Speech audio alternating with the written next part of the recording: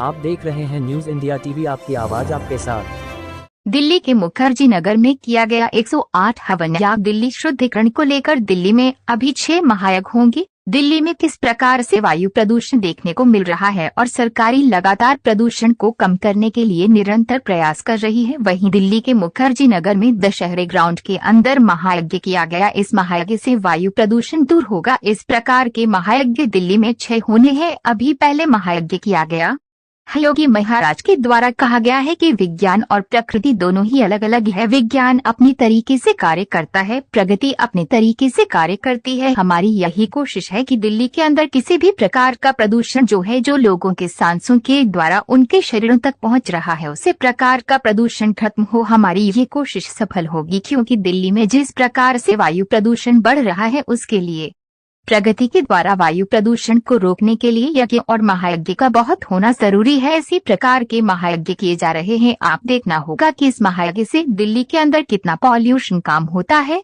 News India TV से राजीव कुमार तिवारी, दिल्ली से। गुरुजी, आज इस तरीके से दिल्ली के अंदर शुद्धिकरण को लेकर हवन किया जा रहा है, 108 जो हवन लगाए गए हैं, इससे कितना बेनिफिट होने वाला है, क्या फायदा होने वाला है? ये हमारी सनातन की परंपरा है। ये हमारे ऋषि मुनियों से प्राचीन से चल रही है। जब भी धरती पर कहीं भी किसी भी तरह का प्रदूषण होता है तो यज्ञ और महायज्ञों से उसका शुद्धिकरण किया जाता है। जिस तरह देखा गया, दिल्ली में प्रदूषण का लेवल लगातार बार ऊपर चढ़ रहा है और बहुत ही पॉइजन जो है वायुमंडल में फैल रहा है। इससे आम जनता को बहुत तकलीफ होती है। कोई एजेंसी अभी सामने नहीं आई जो इसके ऊपर काम कर सके, बल्कि अलग अलग तरह से रूल बनाए जाते हैं किस तरह से आम आदमी को परेशान करके ही इसको कंट्रोल किया जाए। लेकिन सनातन की जो अपनी नियमावली है, जो सनातन धर्म में जो विधाएं हैं, उनमें ही एक ऐसा विज्ञान है जिसमें आपका यज्ञ और महायज्ञ आते हैं। इन्हीं के माध्यम से हम पर्यावरण में बहुत सारे परिवर्तन और शुद्धिकरण कर सकते हैं। इसलिए हमने इसका शुरुआत की और ये लगातार चलता रहेगा। अभी 6 महायज्ञ दिल्ली में अभी होने निश्चित हुए हैं, जो लगातार एक के बाद एक होते रहेंगे और दिल्ली की जनता को बहुत सारा लाभ होने वाला है और इन्वायरमेंट में बहुत सारा शुद्धिकरण भी होने वाला है। गुरुजी, इस तरीके से हवन तो चल रहे हैं लगातार, इससे कितना बड़ा फर्क पड़ने वाला वायु प्रदूषण के अंदर, क्योंकि सरकारें अपनी तरफ से कोशिश कर रही है, आप लोग अपनी तरफ से कोशिश कर रहे हैं। जी। देखिए, यज्ञ और महायज्ञ एक बहुत बड़ी विज्ञान है जो हमारे ऋषि मुनियों ने इसको बनाया। अगर हम सनातन में नहीं होते, अगर हम सनातन धर्म में नहीं होते तो हमें इन सब बातों का नहीं पता होता।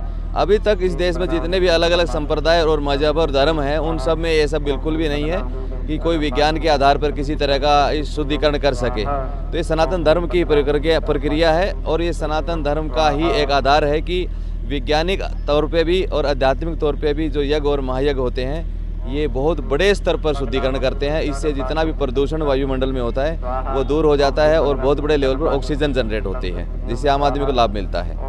यहाँ पर बात करें, दिल्ली के अंदर दिल्ली विधानसभा चुनाव भी अब नजदीक आ चुके हैं, क्या इस हवन का उस पर भी कुछ असर पड़ता नजर आएगा? देखिए, राजनीतिक प्रभाव इस देश में कानून व्यवस्था को बनाने के लिए होता है, लेकिन धर्म व्यवस्था को बनाए रखने के लिए, आम जनता को सीधा राहत देने के लिए सिर्फ धर्म व्यवस्था ही कार्य करती है। और हम इसी व्यवस्था को लेकर आए हुए हैं दिल्ली में। दिल्ली जहाँ भी किसी भी तरह का प्रदूषण होगा, किसी भी तरह का ऐसे अशुद्धियाँ होंगी, उनके को हम धार्मिक क्रियाओं से ही दूर करेंगे और इसका बहुत सीधा प्रभाव आम जनता पे पड़ता है और पर्यावरण पर तो पहले ही पड़ता है। हवन को लगातार ये माना जाता है कि बहुत अच्छा माना जाता है जी, मगर आम जीवन की बात करें, व्यक्तियों की बात करें जो दिल्ली के निवासी हैं, उनके जीवन पर कितना असर पड़ने वाला है? देखिए, जीवन सांसों से चलता है। जिस आदमी की सांसें चलती रहती हैं उसी को जीवित माना जाता है।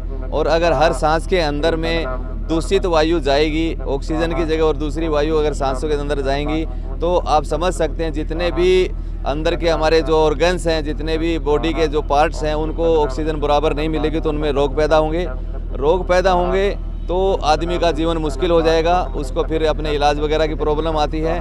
और आपने देखा है कि जब कोरोना काल में 3-4 साल पहले जो प्रॉब्लम थी, जो हालात हुए थे इस देश के और दिल्ली के भी, इसमें सबसे बड़ी ऑक्सीजन की प्रॉब्लम आई थी।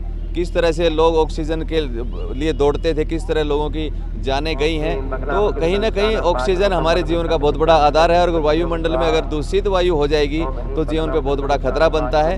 तो हम सबको एक शुद्ध और स्वच्छ वातावरण चाहिए, शुद्ध ऑक्सीजन चाहिए, ताकि हमारे सबका जो स्वास्थ्य बराबर बना रहे और रोगों से दूर बचे रहें। आप देख रहे हैं न्यूज़ इंडिया टीवी, आपकी आवाज़ आपके साथ।